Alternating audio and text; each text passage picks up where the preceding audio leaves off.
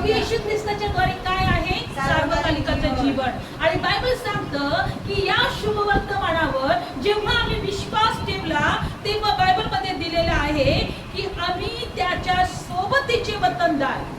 कुणाच्या? प्रभू येशूच्या सोबतीचे. आम्ही ख्रिस्त येशू मध्ये सोबतीचे वतनदार. आपण कोण आहोत? वतनदार म्हणजे आशीर्वादाचे वारसदार. काय आहोत आपण? आशीर्वादाचे वारसदार. आम्ही देवाच्या सोबतीचे वतनदार आणि एका शरीराचे अवयव. Praise Lord. हालेलुया. आपण येशू ख्रिस्तामध्ये कोण आहोत? शरीराचे अवयव. आपण प्रभू येशू ख्रिस्तामध्ये आपण येशूच्या शरीराचे अवयव आहोत. हालेलुया. हालेलुया. आपण त्याच्या सोबतीचे वतनदार आहोत. आमेन. जो आशीर्वाद प्रभू येशूच्या द्वारे इस्रायल लोकांना आहे किंवा जो आशीर्वाद प्रभू येशूला आहे तो आम्हाला आहे. आमेन. तर आम्ही त्याच्या शरीराचे कोण आहोत? अवयव आहोत. लक्षपूर्वक ऐकूया. माझ्याकडे लक्ष द्या सर्वांनी. बायबल मध्ये दिलेलं आहे आम्ही देवाच्या सोबतीचे वतनदार आहोत. आम्ही येशू ख्रिस्ताच्या सोबतीचे वतनदार आहोत.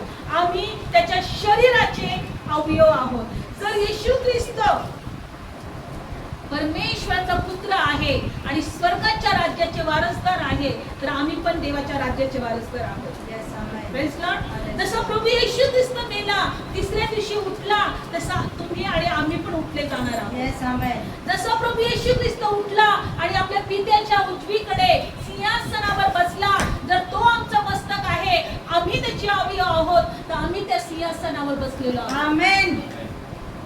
आणि सर्व स्वर्गाची संपत्ती सुद्धा आमची आहे. Yes, amen. कारण आम्ही त्याच्या सोबतीचे वतनदार आहोत. काय आहोत? वतनदार आहोत. आम्ही येशू ख्रिस्ताच्या सोबतीचे वतनदार आहोत. कशाच्या द्वारे? शुभ वर्तमानाच्या द्वारे.